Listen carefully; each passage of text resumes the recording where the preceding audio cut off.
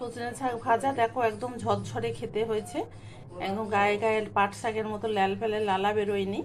কিভাবে বানিয়েছি দেখে নাও। সজনা শাক যেটা সিজনাল, বছরে একবার হয়, সেই সজনে শাকের পাতা ভাজা খুবই উপকারী।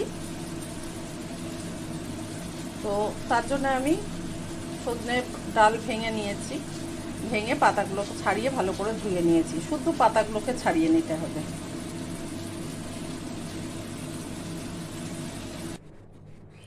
একটা পাত্রে জল দিয়ে দিলাম, জলটা ফুটে উঠলে এতে নুন আমি দিয়ে দেবো, নুন আর এক চিমটি খাবার সোডা। জলে নুন দিলাম পরিমাণ মতো, মানে এক চিমটি খাবার সোডা দিলাম।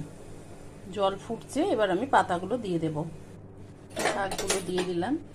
এবার ভালো করে ওলট পালট করে দেবো।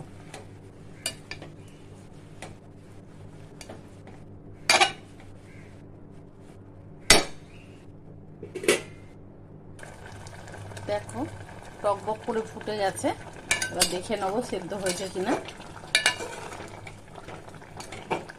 আবার উপর নিচ করে দেব।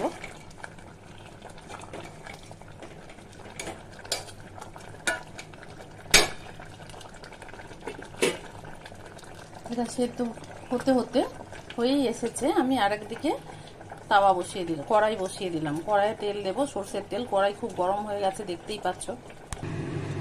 তেল গরম হয়ে গেছে, তাতে আমি রসুন আর শুকনো লঙ্কা তেলে দিয়ে দিলাম।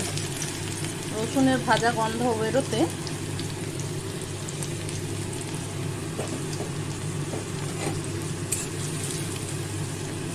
আমি পেঁয়াজটা দিয়ে দেব। পেঁয়াজ লাল করে ভাজা হয়ে গেছে, এই সময় আমি শাকটা দিয়ে দেব।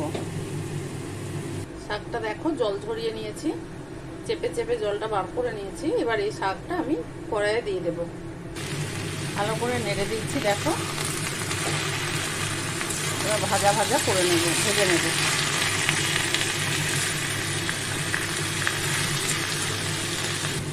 দেখো একদম শুকনো শুকনো হয়েছে। আবার পাট শাকের মতোও হয়, খুব সেদ্ধ হয়ে গেলে তখন পাট শাকের মতো লাল পালে হয়ে যায়। কিন্তু একটু শক্ত থাকতে 80% হবে যখন, সেই সময় জল ঝরিয়ে নিলে পাতাটা আর লালাটা বেরোয় না, শক্ত খসখসে করা হয়ে থাকে। আর খেতেও অসাধারণ। আর সজনে শাকের তো উপকারী উপকার।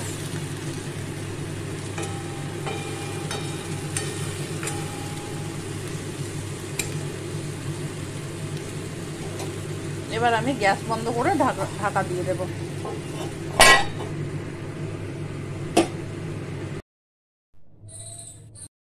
এখন ভাতের সাথে দিয়ে দিচ্ছি। দেখো দিয়ে দিলাম, শুকনো ঝরঝরে হয়েছে একদম, খুব সুন্দর টেস্ট। তোমরা বানিয়ে আমাকে বলো কেমন হয়েছে। Good bye.